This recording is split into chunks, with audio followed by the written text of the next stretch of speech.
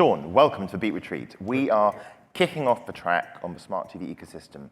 And by a stunning coincidence, you have just completed some amazing research on the CTV space. Tell us what you did and what you found. It's called Streaming Continues to Surge. I think the overarching theme was that consumers continue to move towards streaming in large numbers. It was really interesting. Some tidbits. The baby boomer generation, in terms of the respondents, are now saying that they're watching streaming at comparable rates to traditional TV. Obviously, that was a laggard from an age cohort perspective, and so I thought that was interesting. Probably the most interesting stat from the piece, in my view, was that those who are only watching traditional TV to this point, of those who are only watching traditional TV right now, half plan to start streaming at some point this year. Interesting. Why haven't they already? Did you find out? We didn't go that deep, but I mean, look, there's been a lot of news in the space around new streaming services. I just think it's really interesting to see that age demographic start to move in this direction. So the big trend of last year, one of them, was that growing complexity and sophistication of business models. We've got SVODs, we've got AVODs, and now we've got hybrids really rolling out and gaining traction. What did you learn about the interplay between those services? I mean, ad-supported streaming stuck out as the highlight of the piece. I think it's the growth engine of streaming right now. 9 out of 10 streamers are watching ad-supported content in some way, and there's even a growing cohort of streamers who are only watching ad-supported content, which I thought was really interesting. The other big question of the moment, I guess, is the kind of economic headwinds that we're facing. It's a very tough environment out there for consumers. Did you see evidence of that having a shift on streaming preferences?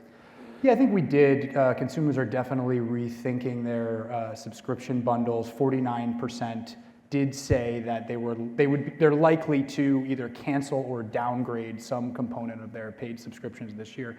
With that being said, 87% of streamers did say that they were likely to try a new ad-supported streaming service in 2023. And so while there are certainly economic headwinds, I think that also highlights the opportunity for ad-supported streaming in particular.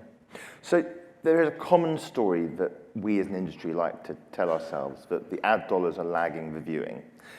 Do you think that is the case? And if that is the case, why?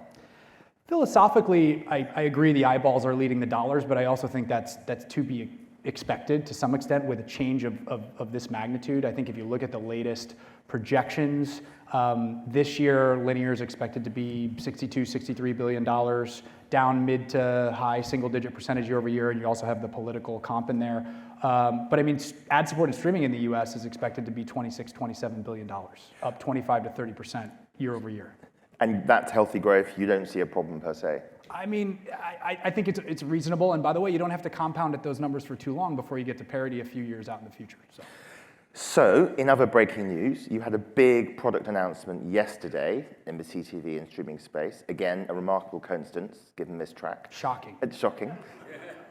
Tell us a bit about the product. What have you launched? What does it do? I'm glad Alan found that joke funny. I appreciate that. Low-hanging fruit.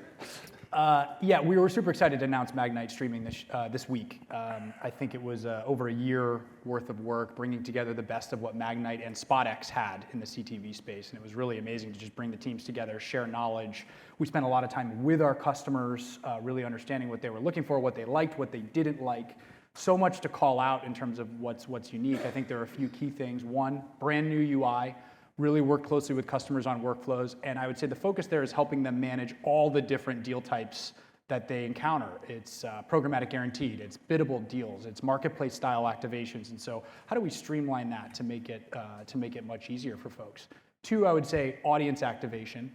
We see audience activation moving to the supply side, particularly in the streaming environments, and so how do we enable a workflow that gets our customers comfortable with that and able to sort of manage that change?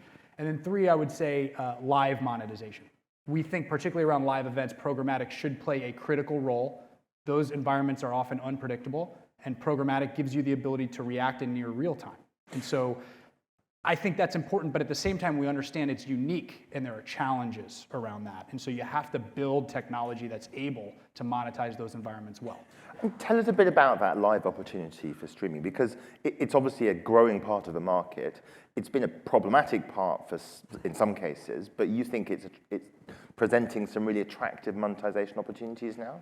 I do. I think, and as I mentioned, I think there's a key place for programmatic in that, but it looks a lot different. So when you're dealing with high concurrency live events where everyone's going to commercial break at the same time, and if you just sort of throw that over to the buy side, I think in many cases we've all experienced that introduces challenges. It doesn't automatically monetize well. So what are capabilities that we can build to help make it more digestible for the buy side so that media owners can better monetize those environments? Things like spreading out ad requests by milliseconds as we send them out, like capabilities like that can make a huge difference. So the other theme I find really interesting is streaming as a global phenomenon. So Facebook and Google for many years have had teams that target global advertisers taking money from global budgets. TV traditionally hasn't had that luxury, but streaming potentially presents that opportunity. You think it's an interesting one? I do. I think the television business was historically very local or regional on a global basis, and now it can be, the streaming world is a global phenomenon. So it's interesting when I go to different markets around the world, a lot of the ad-supported offerings are the global OEMs or the streaming services that are rapidly expanding internationally. And I think also the U.S. television market has looked a lot different than many international television markets. And so the FAST offering in particular, you go to some international markets, I mean, free-to-air broadcast is still a primary way to watch television. And so I think the FAST model could really fit well on a global scale. So to get techie for a minute, you also announced an interesting partnership with Disney. Yeah. They announced a lot of exciting things. They've been building their own ad server. Mm-hmm. Why are they doing that, in your view? Well, we were super excited to announce the partnership. They've obviously charted a really bold path around an aggressive move toward automation in their business, and we're happy to play a role in that. We've talked a lot about media owners building their own technology, and obviously they're all the way at the top of the heap in terms of resources, so understand their interest in building a specific part of that stack. But I think it also is a testament extending that deal 2 years on the programmatic side. We were historically very focused on working with the Hulu team in particular.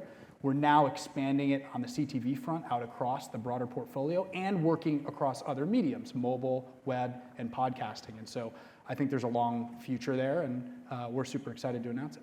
So finally, you're going to join the panel that Joanna is going to moderate in a moment.